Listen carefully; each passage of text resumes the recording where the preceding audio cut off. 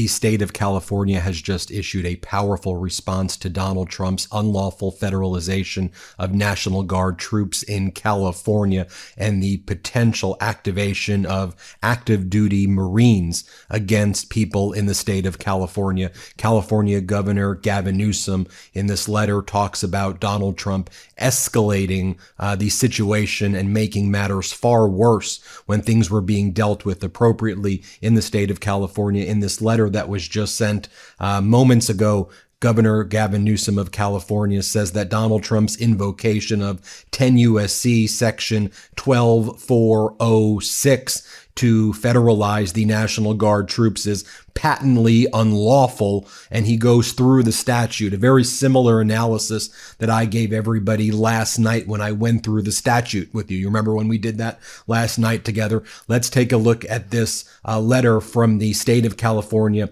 written by Governor Gavin Newsom and his legal office to the Trump regime and to Pete Hegseth, the Secretary of Defense, formerly a Fox News host, who has also threatened to send the United States Marines from Camp Pendleton against people in California. And we do see on the streets right now of Los Angeles, things are escalating because of the National Guard intentionally escalating it. This is what the Trump regime is looking to do. So here's the letter that was sent by the state of California. The subject is federalization of the California National Guard.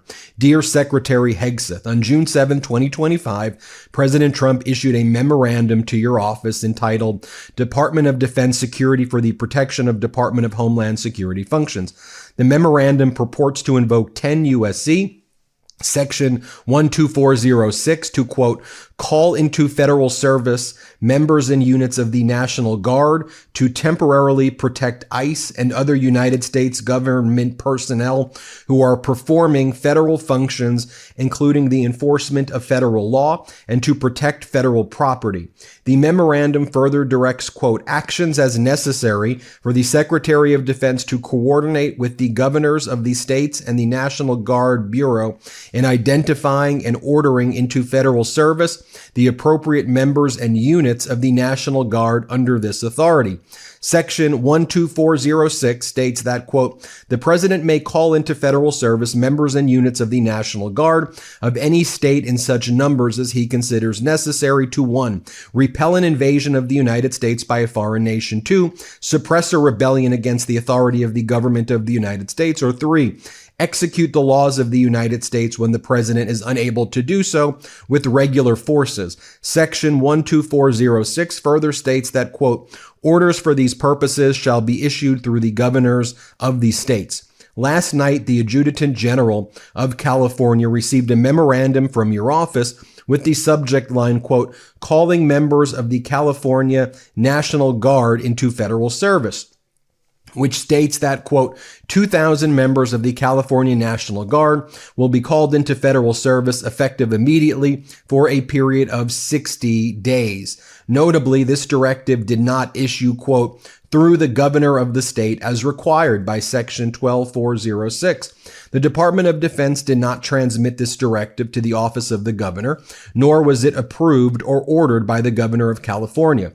This directive is also inconsistent with the president's memorandum, which anticipates, quote, coordination with the governors of the states in identifying and ordering units of the National Guard into federal service. At present, law enforcement authorities from the city and county of Los Angeles are safeguarding public safety, and as demonstrated by the robust law enforcement response yesterday evening to protect federal facilities, local law enforcement resources are sufficient to maintain order. In dynamic and fluid situations such as the one in Los Angeles, state and local authorities are the most appropriate ones to evaluate the need for resources to safeguard life and property. Indeed, the decision to deploy the National Guard without appropriate training or orders risks seriously escalating the situation. There is currently no need for the National Guard to be deployed in Los Angeles, and to do so in this unlawful manner and for such a lengthy period is a serious breach of state sovereignty that seems intentionally designed to inflame the situation while simultaneously depriving the state from deploying these personnel and resources where they are truly required. Accordingly, we ask that you immediately rescind your order and return the National Guard to its rightful control by the state of California to be deployed as appropriate when necessary. Signed, David Sapp, the Legal Affairs Secretary from the office of Governor Gavin Newsom. Also copied is California Attorney General Rob Bonta. Now, it seems that there will likely also be a lawsuit that the state of California will file for immediate injunctive relief as well. I expect that to happen based on this letter in the next 24 to 48 hours. Governor Gavin Newsom then posted the following.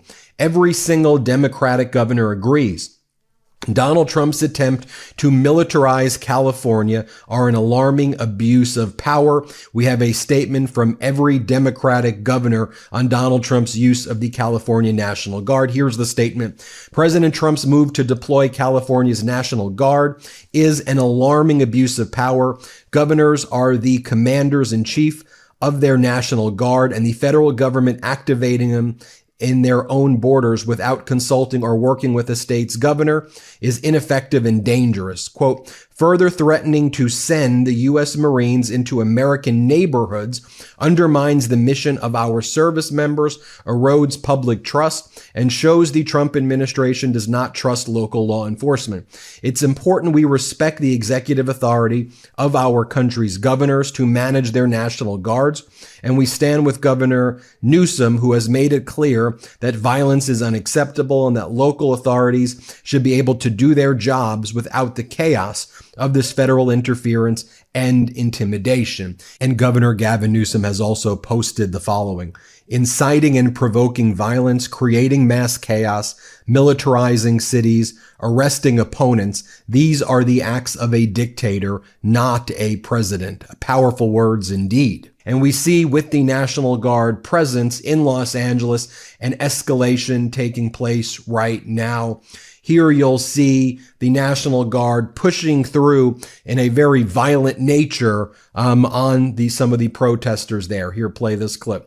And you talk about this as they're pushing people away and there's close in proximity. You can see them pushing this group back and some of the violent nature as you can see them throwing different things. And again, one more time, viewer discretion is advised right now watching this unfold. These clash between anti-ICE demonstrators and local law enforcement on the ground in Los Angeles. And here, viewer discretion advised. You will see someone getting dragged during these protests. A horrific sight, but you'll see the escalation by the militarization that Donald Trump just did. Here, play this clip.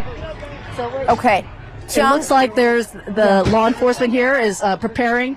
You can see that. That's tear gas canisters. They are about to really try to push this crowd back because the bully clubs weren't working. I want to make sure you're in a good, safe position. Are you guys okay to keep going? We are okay to keep. And here, you can see the tensions now mounting. Here's just so you see how they're covering it over on Fox. Play this clip. Have gathered outside the federal complex in downtown L.A. You can see it appears that there are some federal police there, as well as the National Guard. President Trump has deployed the National Guard on the ground in L.A. To try to quell some of the protests that have been going on now. Well, this is their third day. And this time, the National Guard is in place and protecting some of the federal buildings there. There's been some bloodshed already. We saw that in our last report, but we don't know who was responsible. We know that some of the protesters have been throwing items at the National Guardsmen. The National Guard responded with tear gas, with flashbang grenades, and the like. But it's a dicey situation, and you can see there that the protesters are, getting physical with some of the federal vehicles that have been marshaled in to, again, try to protect the federal buildings there. President Trump has said that he is not going to tolerate any of these protests. Our Christina Coleman is on the ground there. Christina, what's going on? Yes. Hi. Can you scoot out of the way just for a second? Yeah, you can see. So you can see you have law enforcement. They're coming down the street right now. They're pushing back the protest line. They're blocking off this intersection. See, a lot is going on. Tension really mounting here. There were 50 protesters out here earlier today. Then that amount grew to probably 700, and you can see how chaotic it is as these people continue to move around. There's lots of people live streaming. There's lots of graffiti going on. So just a lot of people really frustrated. You talk to these protesters, they tell you they want ICE gone. They want everyone who was arrested during the immigration raids to be released. I'm hearing some flash bangs going off. Or might be not seeing tear gas yet, but there was earlier. You had a couple of protesters, rioters actually throw bottles at the officers, and I'm not sure what was in them, but law enforcement, they definitely protected themselves deploying that tear gas and those flashbang grenades. You also have a lot of National Guard here. They are protecting the federal building. That is where you had those rioters on Friday. Now, Donald Trump held a mini press conference before going to Camp David. Unclear why he's going there. You'll recall from the prior video I did that Donald Trump fell walking up the steps. A real struggle for him to get on Air Force One. Play this clip.